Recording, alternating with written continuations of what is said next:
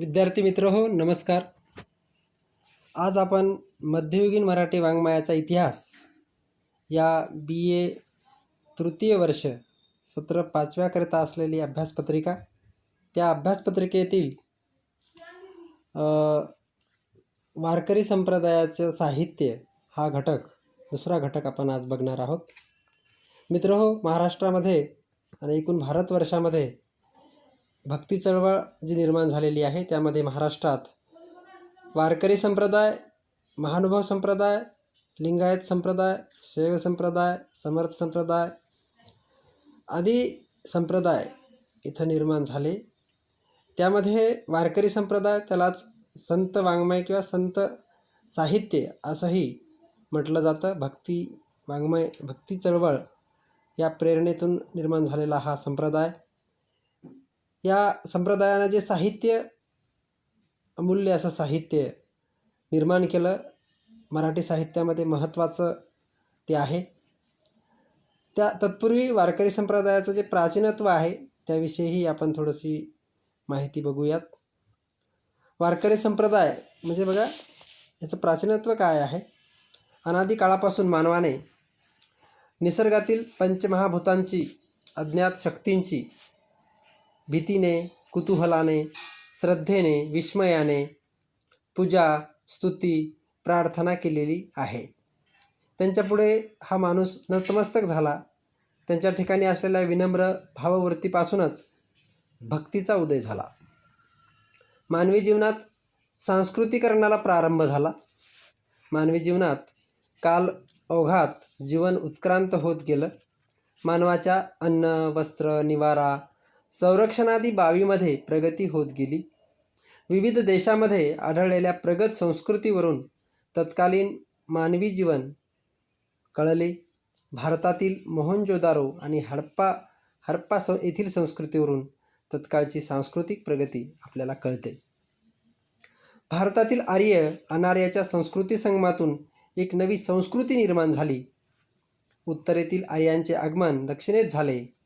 दक्षिण पथात महाराष्ट्रात आर्याची वस्ती स्थिरावल्यावर त्यांच्या दक्षिणेतील आर्येतरांशी संस्कृती समन्वय झाला. तत्कालीन महाराष्ट्रात राजकीय, सामाजिक, आर्थिक जीवनात तसेच धर्म, तत्त्वज्ञान, कला व साहित्यादी सर्वच क्षेत्रात आर्यीकरणाचा प्रारंभ झाला. आर्येतरांनीही आर्याशी अनुकरणाचे धोरण स्वीकारले. या संदर्भामध्ये प्राध्यापक स.रा. गाडगीळ असं लिहितात की आर्यांनी नागपूजा, वृक्षपूजा वगैरेचा स्वीकार केला. अशोकाचे धर्मप्रचारक महाराष्ट्रात आले तेव्हा महाराष्ट्रातील लोक काही वैदिक व काही अवैदिक धर्माचे असावेत. एकंदरीत प्राचीन काळी भारतातील अन्य प्रदेशाप्रमाणे महाराष्ट्रातही वैदिक धर्म प्रामुख्याने रूढ झाला होता. इसवी पूर्व 1-2 शतके व इसवी सनानंतर 2 शतके महाराष्ट्रावर राज्यशासन करणारे सातवाहन राजे ब्राह्मण जातीचे व कट्टर वैदिक धर्मावलंबी होते. भारतीय संस्कृतीत निर्माण झालेल्या वेद वाङ्मय काळाविषयी मतक्य नाही. ऋग्वेद हा आद्यवेद असून अनेक वर्ष पिढ्यानपिढ्या मुखोद्गत पद्धतीने पुढे चालत आलेला आहे. त्यामुळे या मौखिक आर्ष ग्रंथाचा काळ निश्चित करता येत नाही. डॉक्टर अविनाशचंद्र ऋग्वेद ग्रंथ इसवी पूर्व 25,000 वर्षापूर्वीचा मानतात. लोकमान्य टिळक ऋग्वेद रचना इसवी पूर्व 6,000 संबोधतात. तर डॉक्टर सर्वपल्ली राधाकृष्णन ऋग्वेद निर्मितीचा काळ हा इसवी पूर्व 1500 असावा असे मत ते व्यक्त करतात. वेद वाङ्मयातून प्रार्थनापर स्तोत्रे आहेत. अग्नी, वरुण, सूर्य, उषा इत्यादी देवतांच्या स्तवनपर ऋचा आहेत. सूर्य ही चैतन्य निर्माण करणारी देवता होय. ऋग्वेदात सूर्याची 12 सूक्ते आहेत. सूर्याची विविध रूपे आहेत. आकाशातील मध्यान्हीही तेजोगोल सूर्य, उगवता सूर्य, सविता, मेंढपाळाचा मार्गदर्शक पुषण, वैवाहिक बंधनाचे नियमन करणारा आर्यमन. मित्र होय, सर्व सुखांचा अधिष्ठाता भग, त्रिकालरूप विष्णू होय, तोच विवस्वान होय. सूर्याचा भग नावावरून तो भगवंत झाला आणि भगवंतपासून भागवत शब्द निर्माण झाला. विष्णूपासून वैष्णव निर्माण होऊन प्राचीन काळापासूनच भागवत धर्म, वैष्णव धर्म अशी नावे प्रचलित झालेली आपल्याला वारकरी संप्रदायाला दिसतात. भारतीय संस्कृतीत परमेश्वराने मानवी जीवन सुखी होण्यासाठी, दृष्टांचे निर्दालन करण्यासाठी, धर्माचे रक्षण करण्यासाठी दशावतार स्वीकारले. परमेश्वराने राम अवतार, कृष्ण अवतार धारण केले. प्रत्येक अवतारात धर्माचे पालन केले. भागवत धर्म, वैष्णव धर्म, आजच्या महाराष्ट्रातील वारकरी धर्म, वारकरी संप्रदायाची बीजे अनादी काळातील धर्मात आहेत हे आपल्या लक्षात येतं. धर्म या संकल्पनेचे अनादी प्राचीन काळी मानवी जीवनातले स्थान वेगळे होते. तत्कालीन धर्म मानवी जीवनाच्या सर्व अंगाचे नियमन करीत असे. धारायतिसा धर्म ही धर्माची व्याख्या होती. ज्या नियमांनी समाजाची धारणा होते किंवा ज्या नियमांनी समाज चालतो असा आचार विचार म्हणजे धर्म होता. सदाचरण, सद्गुण, सत्याचरण, मानवी सद्गुणाचा समुच्चय म्हणजे धर्म. ज्या धर्मामुळे समाजाची ऐहिक व पारमार्थिक उन्नती होते तो धर्म. धर्म हा मानवी जीवनाचा दीपस्तंभ असून तो मोक्षाप्रती घेऊन जातो. तर साने गुरुजी म्हणतात, खरा तो एकची धर्मे जगाला प्रेम अर्पावे. बघा की मानवी जीवनात धर्म, अर्थ, काम, मोक्ष असे 4 पुरुषार्थ सांगितलेले आहेत. मोक्ष हा अंतिम पुरुषार्थ आहे. मोक्ष म्हणजे मुक्ती होय. मानवाने शरीर व आत्म्यास मुक्त करणे म्हणजे मोक्ष होय. मोक्षप्राप्ती साध्य करणे अत्यंत कठीण आहे. त्यासाठीच धर्माचरण असावे. मानवी शरीर, मन, आत्मा भौतिक सुखातून दूर करणे, वासना विकारातून आत्मा मुक्त करणे, आत्मा आणि परमात्मा यांच्यात ऐक्य निर्माण होणे हाच खरा मोक्ष होय. मोक्षप्राप्तीसाठी धर्मसंप्रदायांनी मार्ग दाखविले. विविध संप्रदायांनी विविध मार्ग दाखविले. श्रीकृष्णाने भगवद्गीतेतून योगदर्शन घडविले. कर्ममार्ग, ज्ञानमार्ग, साख्यमार्ग, योगमार्ग, भक्तिमार्ग, यज्ञमार्ग इत्यादी विविध मार्गांचा विविध संप्रदायिकांनी स्वीकार केला. वेद आणि वैदिक धर्म अनादी, शाश्वत व सत्य आहे. त्याची एकरूपता अबाधित आहे. वैदिक धर्म सनातन आहे. काळाच्या परिस्थिती सापेक्ष त्यात स्थित्यंतरे, त्याच्यात बदल झालेले आपणास दिसतात. वैदिकातूनच अवैदिक पंथ, उपपंथ, धर्म निर्माण झाले. महाराष्ट्रातील वारकरी संप्रदाय हा वैदिक धर्मपंथ असून त्याची मुळे वेदकालीन धर्मात आहेत. वारकरी पंथ हा केवळ भक्तिमार्ग पंथ झाला तरी त्याची वैदिक धर्मापासून ताटातूट झाली नाही.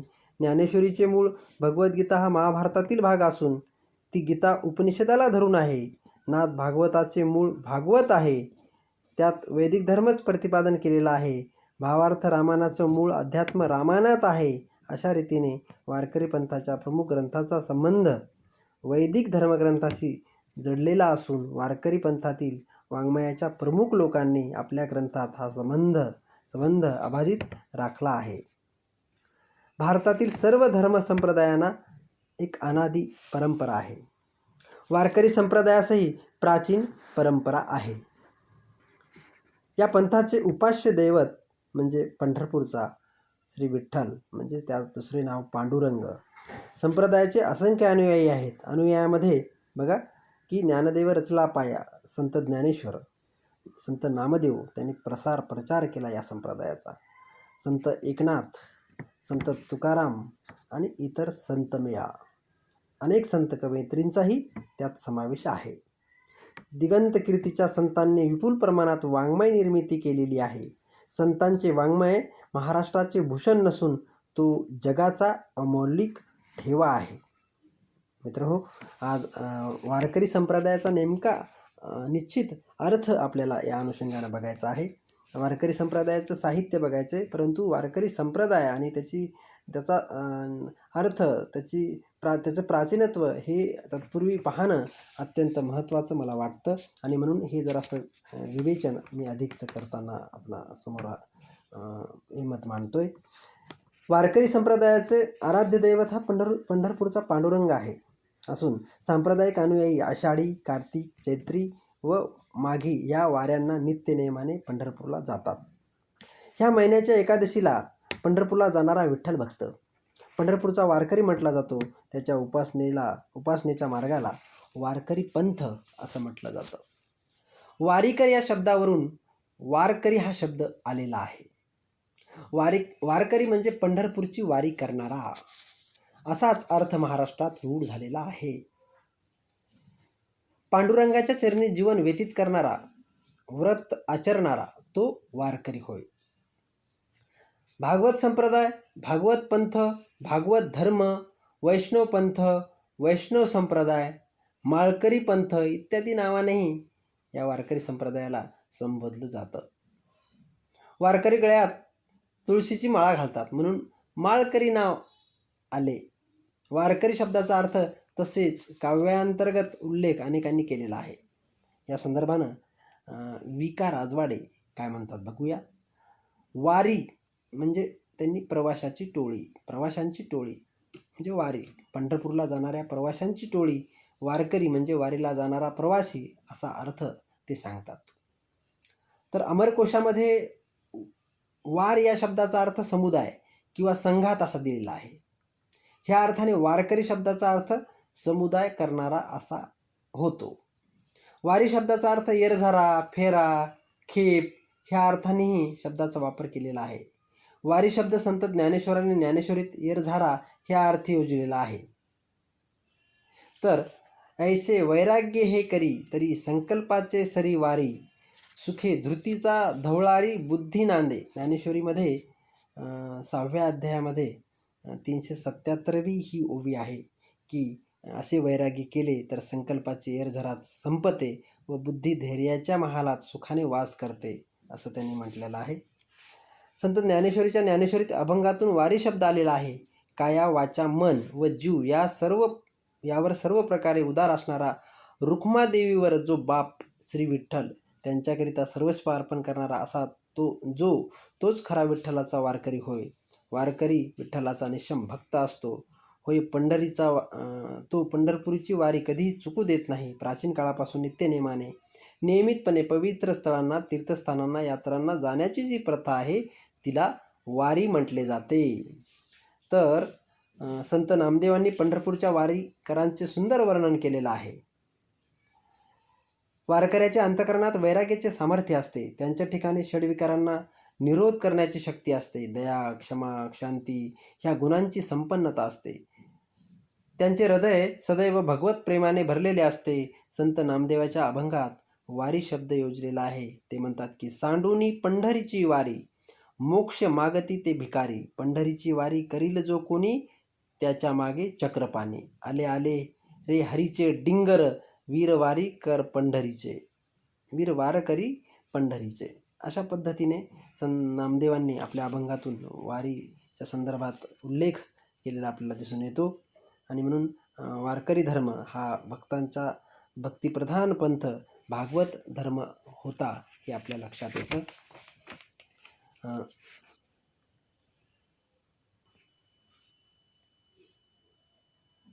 विद्यार्थी मित्र हो, बघा की वारकरी संप्रदायाचं साहित्य बघताना संतांनी जे निर्माण केलेलं साहित्य आहे त्यालाच वारकरी संप्रदायाचं साहित्य असंही म्हटलं जातं. आणि म्हणून इथून पुढे मी कधी कधी संत वाङ्मय, वारकरी संप्रदायाऐवजी संत वाङ्मय असंही उल्लेख करेल. त्याचा अर्थ वेगळा नाही आहे, वारकरीच असा अर्थ आहे. बघा की संत साहित्य वाङ्मयाची एक पूर्वपीठिका आपल्याला पाहायची आहे. संत वाङ्मयाची पूर्वपीठिका कशा प्रकारची आहे की संत साहित्य हे मराठी भाषेच्या प्रारंभ काळातील वैशिष्ट्यपूर्ण असं साहित्य आहे. केवळ वाङ्मयाच्या इतिहासाच्या संदर्भात नव्हे तर महाराष्ट्राच्या सामाजिक आणि सांस्कृतिक इतिहासाच्या संदर्भातही त्याचे महत्त्व अत्यंत महत्त्वाचं आहे. म्हणूनच ह्या साहित्याची निर्मिती कोणत्या काळात झाली हे आपण प्रथम पाहणार आहोत.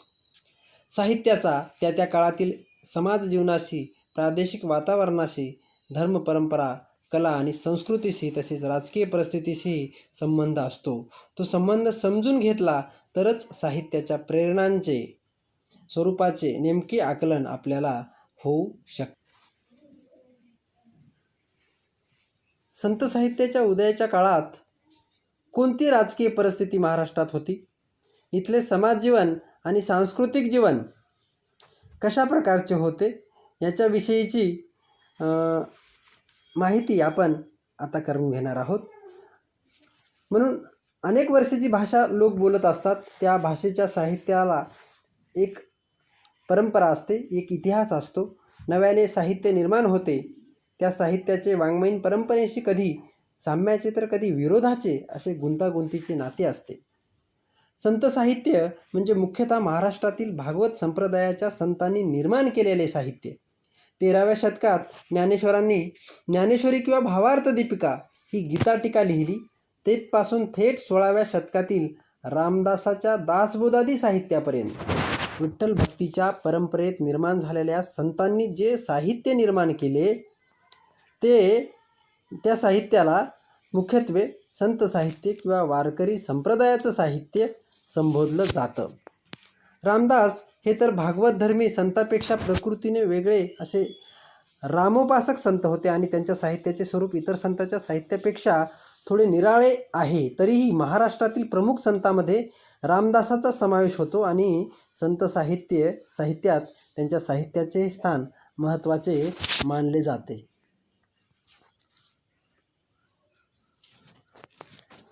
मराठी भाषेत लिहिलेला पहिला ज्ञात शिलालेख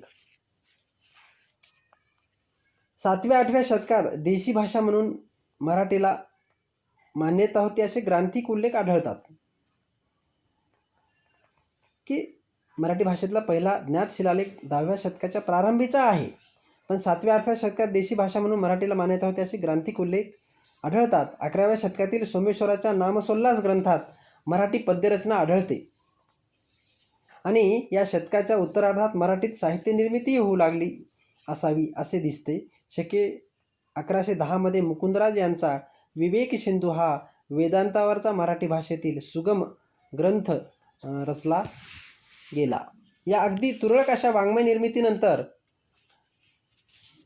सलग आणि प्रभावशाली अशा वाङ्मयीन परंपरा संत साहित्याने निर्माण केलेली आपणास दिसते. अर्थात केवळ वाङ्मय निर्मिती करावी अशी निखळ प्रेरणा नसताना ही निर्मिती कशा प्रकारे झाली ही गोष्ट काळाच्या पार्श्वभूमीवरच आपण तपासली पाहिजे. संत साहित्याच्या प्रभावाचा कालखंड बघूयात. 13व्या शतकाच्या अखेरीला म्हणजे 1290 ज्ञानेश्वरीची रचना झाली. त्यापूर्वीच ग्रंथरचना सामान्यतः संस्कृतमध्ये व संस्कृत प्रचूर शैलीमध्ये संस्कृत ग्रंथाच्या वळणाची होती. सर्वसामान्य माणसापासून हे साहित्य दूरच होते. ज्ञानेश्वरी म्हणजे मात्र सर्वांना समजेल अशा सुबोध मराठी भाषेतील स्त्री शूद्रासह सर्वांसाठी रचलेली गीताटिका होती.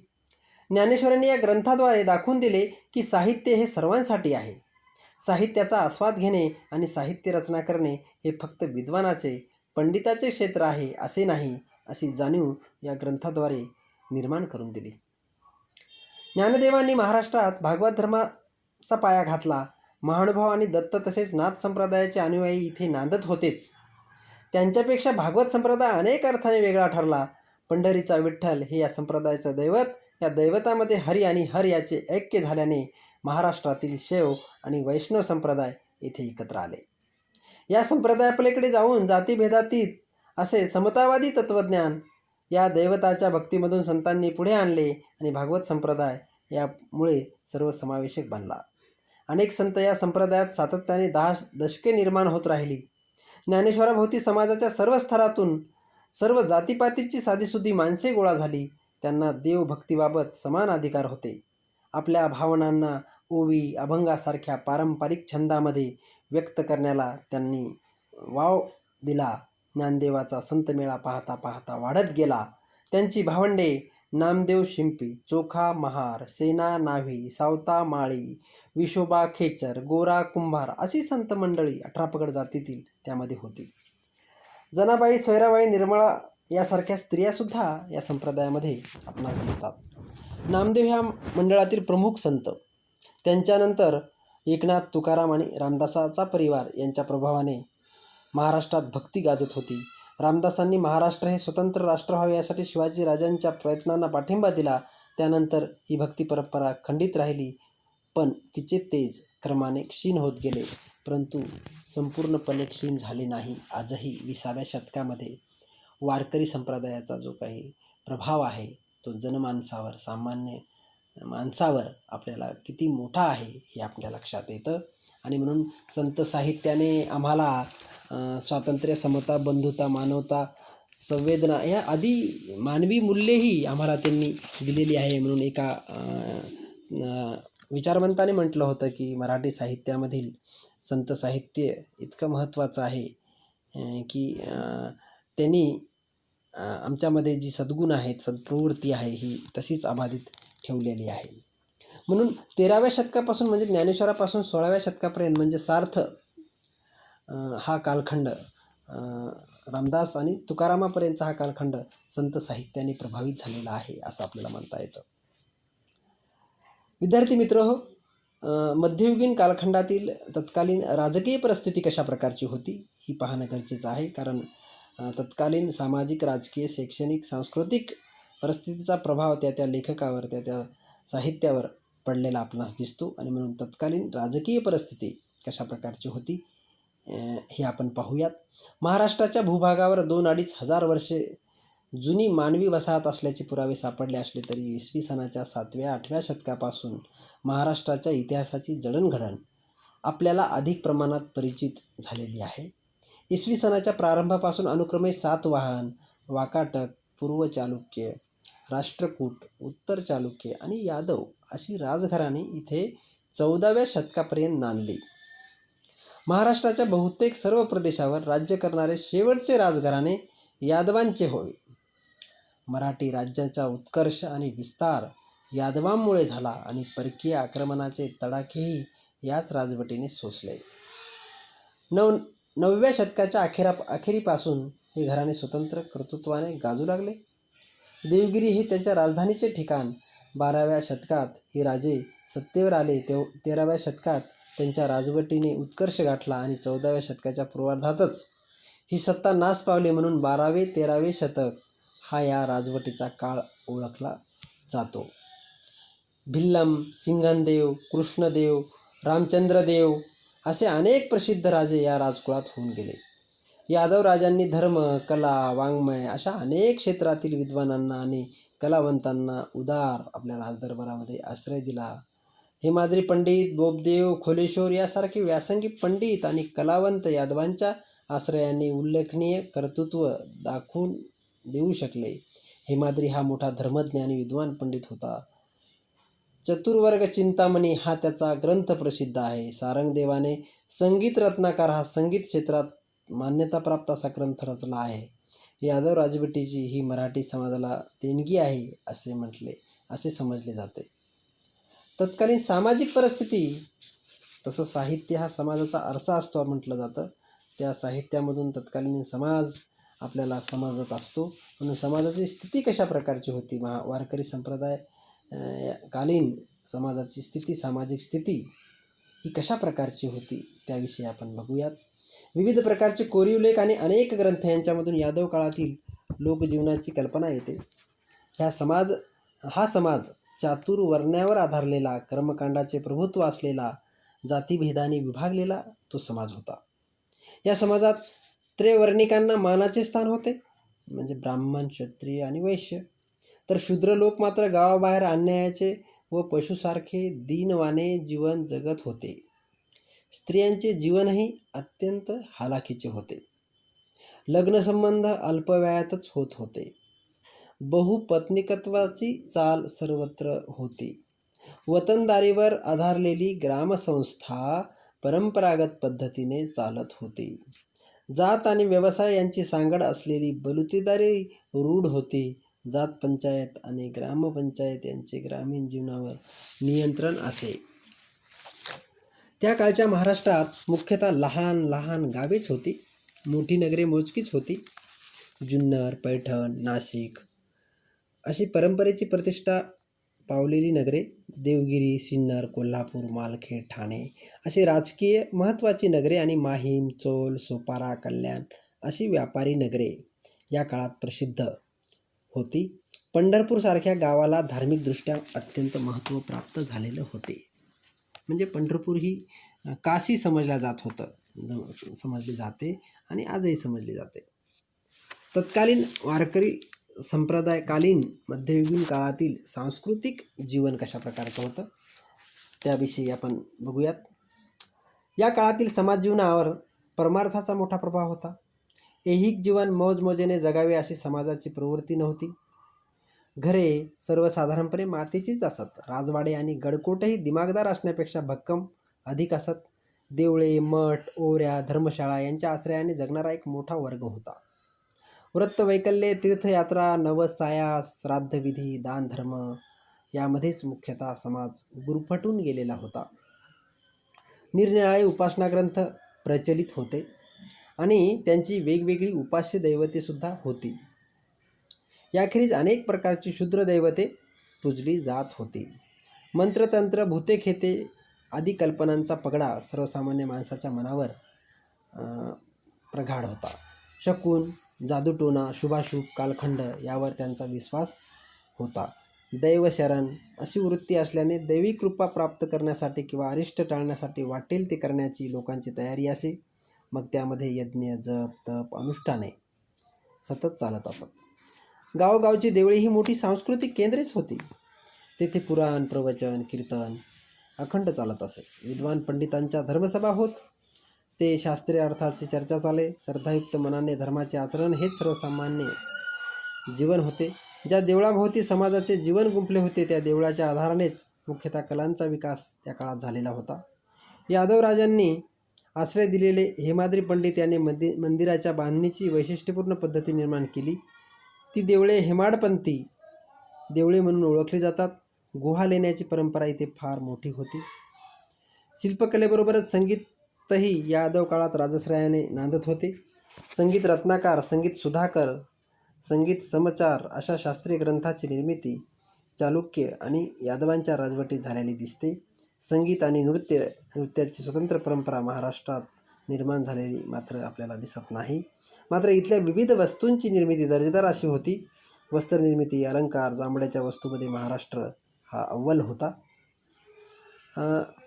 एक वाङ्मयाची परंपरा संप्रदायाला कशा पद्धतीनं लाभत गेली त्याविषयी बघूयात. मराठी भाषेत उत्तम प्रतीची वाङ्मय निर्मिती खरे तर संत साहित्यापासूनच होत आलेली आहे. म्हणजे महानुभव संप्रदायानंतर संत साहित्य हेच खऱ्या अर्थानं मराठीचं लेणं आहे असं आपल्याला म्हणता येईल. त्याआधी संस्कृत भाषेतून श्रेष्ठ दर्जाचे साहित्य आणि शास्त्र निर्माण करणारे अनेक लेखक, कवी, नाटककार आणि विद्वान हे मराठी भाषेतून जन्माला आलेले होते. भवभूती, राजशेखर दंडी, भास्कराचार्य हे संस्कृत साहित्यातले मान्यवर साहित्यकार आणि पंडित मूळचे महाराष्ट्रीयनच होते. संस्कृतच्या पाठोपाठ प्राकृत भाषामधून जे साहित्य निर्माण झाले त्यात पुष्पदंत कवीची काव्ये आहेत आणि हाल सातवाहन राजाने संपादित केलेली गाथा सप्तशती आहे.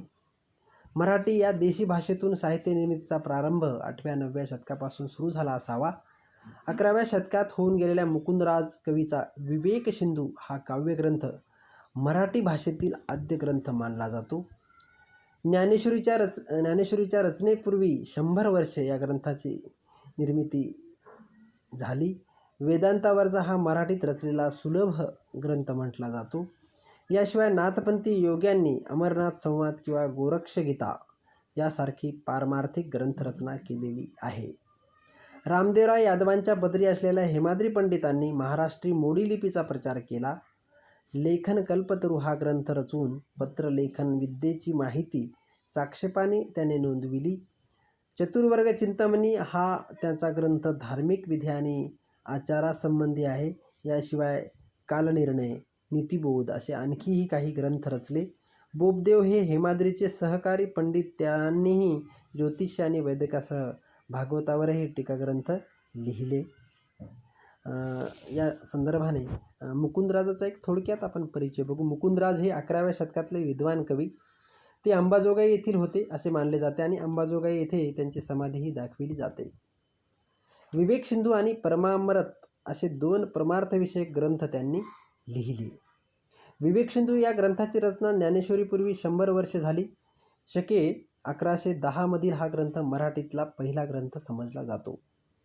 मुकुंदराज नाथपंथी होते आणि योगमार्ग सर्वांना सुलभ रीतीने कळावा म्हणून गुरुशिष्याच्या संवादाच्या रूपाने त्यांनी या ग्रंथाची निर्मिती केली. पवनविजय, मूलस्तंभ आणि पंचीकरण हे त्यांचे आणखी 3 ग्रंथ आहेत. विद्यार्थी मित्र हो, आता यानंतर संत साहित्याचं स्वरूप एक आपल्याला बघायचं आहे.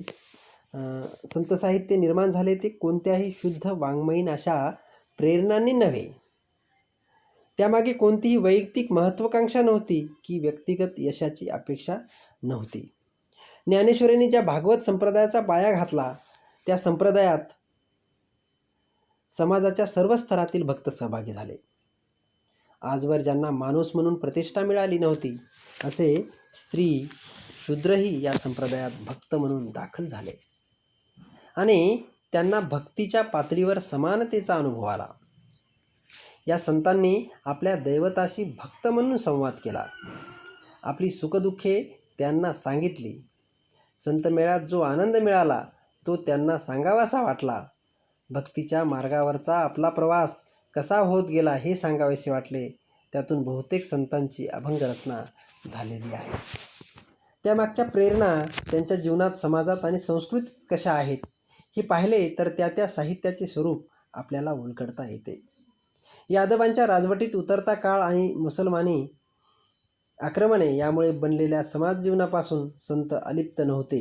ज्या भागवत संप्रदायाचा एक भाग म्हणून संत साहित्य निर्माण झाले तो संप्रदाय मुळी समाजाच्या पारमार्थिक उन्नतीसाठी निर्माण झालेला होता. म्हणून संत साहित्याच्या प्रेरणा संतांच्या वैयक्तिक जीवनात नव्हे तर व्यापक अशा समाज जीवनात शोधाव्या लागतात. समाजहिताची व्यापक दृष्टी संतांना होती. यादव राजवटीतील समाजजीवन 13व्या शतकात कसे होते याची पार्श्वभूमी आपण तर घेतलीच आहे. वर्णाश्रमाची घट्ट पकड असलेला समाज जातीभेद काटेकोरपणे पाळत होता. उच्चवर्णीयांकडून शूद्रांना मिळणारी वागणूक अन्यायाची आणि गुलामगिरीची होती. न्यायव्यवस्था कोलमडण्याच्या बेतात असलेली, आर्थिक अवनती, सामाजिक चारित्र्याचा ऱ्हास आणि स्थिरता नाही.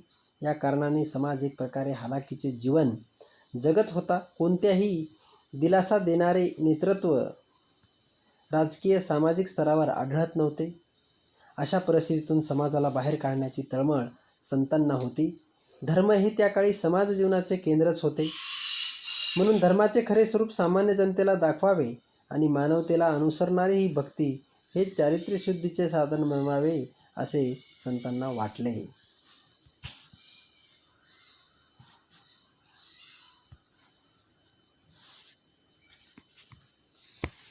धर्मशुद्धीची गरज. समाजात त्या काळी नाना प्रकारचे धर्मग्रंथ प्रचलित होते. शैव, शाक्त, वैष्णव, दत्त, सुफी, महानुभाव इत्यादी अनेक संप्रदायाची स्वतंत्र दैवते आणि उपासना पद्धती रूढ होत्या. कर्मकांडाचे अनावश्यक असे महत्त्व बोकाळले होते. संतांना गरज वाटली ती धर्माचे खरे स्वरूप स्पष्ट करण्याची. धर्म रूढी प्रथामध्ये नाही की कर्मठ आचारामध्ये नाही. परमेश्वर एकच आहे आणि तो सर्व प्राणीमात्रांमध्ये भरलेला आहे. म्हणून सर्व माणसे समान आहेत. उत्तम चारित्र्य, शुद्ध मन आणि माणसाविषयीचे प्रेम यांच्या बळावर व्यक्तीची उन्नती होऊ शकते. त्यासाठी पुरोहिताची, यज्ञयागाची, पशु हिंसेची जरुरी नाही. संतांनी आपले हे विचार समाजापर्यंत पोहोचवण्याचा प्रयत्न केला. त्यांनी कीर्तन, प्रवचने दिली आणि भाष्यग्रंथसुद्धा लिहिले. तसेच अभंगही रचले. म्हणून संतांच्या साहित्यामागे समानतेची, करुणेची भावना समाजापर्यंत पोहोचवण्याची उत्कट प्रेरणा होती असे दिसते. बघा, या संतांनी विशेषतः एक महत्त्वाचं काम केलं की त्यांनी आपलं वाङ्मय, आपलं साहित्य निर्माण करण्यासाठी मराठी भाषेचाच उपयोग केला. देशी भाषेचीच आवश्यकता त्यांना वाटली आणि त्याचा मुद्दा म्हणून वापर केला. महानुभाव संप्रदायांनी सुद्धा देशी भाषाच वापरलेली आपल्याला दिसते. या काळात ज्ञानाची जी परंपरा होती ती मुख्यतः संस्कृत भाषेची होती. मात्र समाजातील फारच थोडा वर्ग संस्कृत जाणणारा होता आणि ज्ञानाचा प्रसार हे तेवढ्या मुठभर वर्गापुरताच मर्यादित होता. संस्कृत भाषेतील ज्ञान सर्वांपर्यंत सहजासहजी पोहोचत नव्हते. त्यामुळे सामान्य माणूस वंचितेचा आणि अभावाचाच वाटेकरू झालेला होता. ज्ञानप्रसाराची पद्धती ही मौखिक स्वरूपाची होती. मुद्रणकला अस्तित्वात नव्हती. हस्तलिखित ग्रंथाचा प्रसार मोठ्या प्रमाणावर होणे अवघड होते. पुराणे, कीर्तने, प्रवचने अशा मौखिक प्रसारमाध्यमांखेरीज इतर माध्यमे उपलब्ध नव्हती. या प्रकारच्या वाङ्मय व्यवहारात फार मोठा समाज ज्ञानाच्या देवघेवीच्या प्रक्रियेतून वगळला जात होता आणि याचा परिणाम म्हणून त्यांच्या विकासालाच पायबंद बसलेला होता.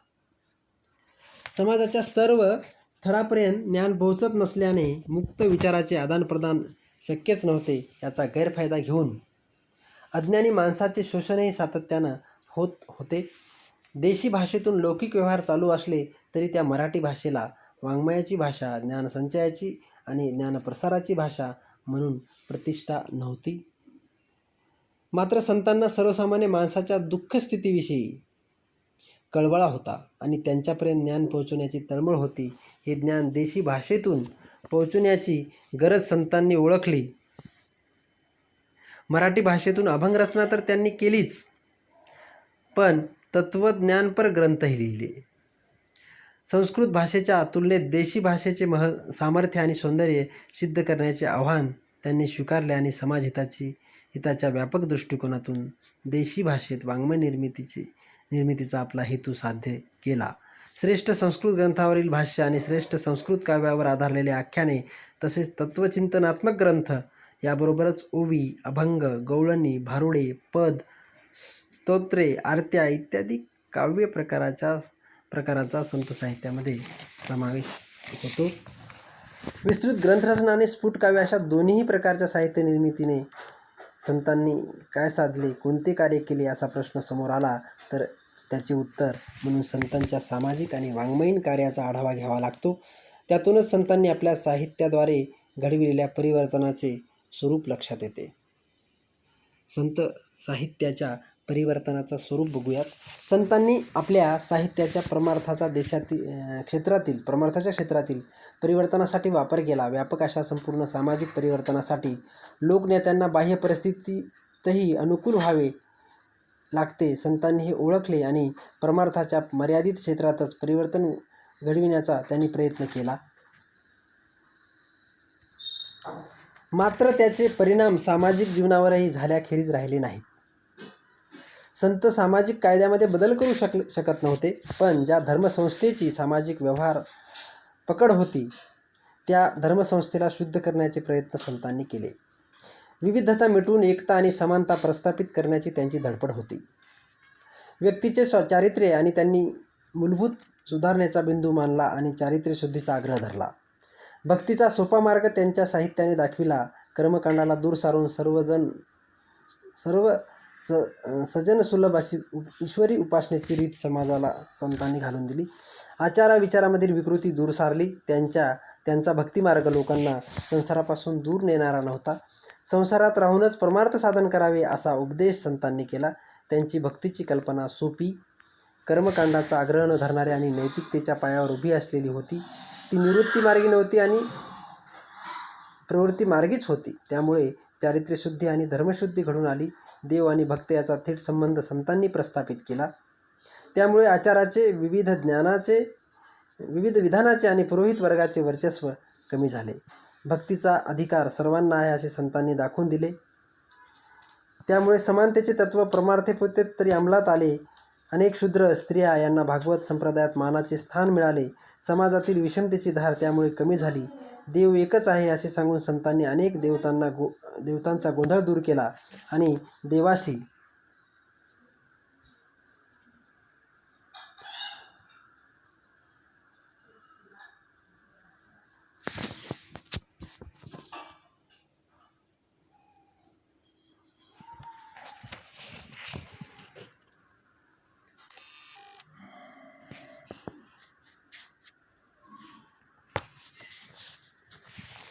भक्तीचा अधिकार सर्वांना असे दाखवून दिले. त्यामुळे समानतेचे तत्त्व परमार्थापुरते तरी अंमलात आले. अनेक शूद्र व स्त्रिया यांना भागवत संप्रदायात मानाचे स्थान मिळाले. समाजातील विषमतेची धार त्यामुळे कमी झाली. देव एकच आहे असे संतांनी सांगून अनेक देवतांचा गोंधळ दूर केला आणि देवाशी भक्तीचे नाते हे मायलेकराचे असे सांगून सामान्य माणसाच्या दुःख दैन्याला देवकृपेचा दिलासा मिळतो असे आश्वासन दिले. देवाशी असे मायलेकराचे नाते जोडल्यामुळे उत्तरेत ज्याप्रमाणे देवाला प्रियकर मानणारी मधुरा भक्ती प्रसारित झाली, तिचा शिरकाव महाराष्ट्रात फारसा झाला नाही आणि त्यातील विकृतीही इथल्या भक्तीत आल्या नाहीत. संतांनी सामान्य माणसापर्यंत ज्ञान पोहोचावे यासाठी आग्रह धरला आणि लोकांच्या बोलीभाषेत साहित्य निर्मिती केली. ही रचना सर्वजन सुलभ अशा प्रकारची होती. सर्व परिचित छंद वृत्तांचा वापर त्यांनी केलेला दिसतो. ही रचना मौखिक परंपरेच्या ज्ञानप्रसाराला उपयुक्त ठरली. संतांनी आपल्या साहित्यातून जे विचार मांडले म्हणजे वारकरी संप्रदायाच्या साहित्यिकांनी जे विचार मांडले त्यांच्या प्रसाराची माध्यमेही लोकांना परिचित, त्यांच्या आयुष्यात रुजलेली लोकसंस्कृतीमधील माध्यमे वापरली. कीर्तने, प्रवचने, भारुडे, गवळणे, स्तोत्रे यामधून संतांनी सर्वसामान्य जवळीक साधली आणि संत साहित्य लोकप्रिय झाले, परिणामकारक झाले आणि चिरकाल टिकले. याचे हे एक कारण आहे.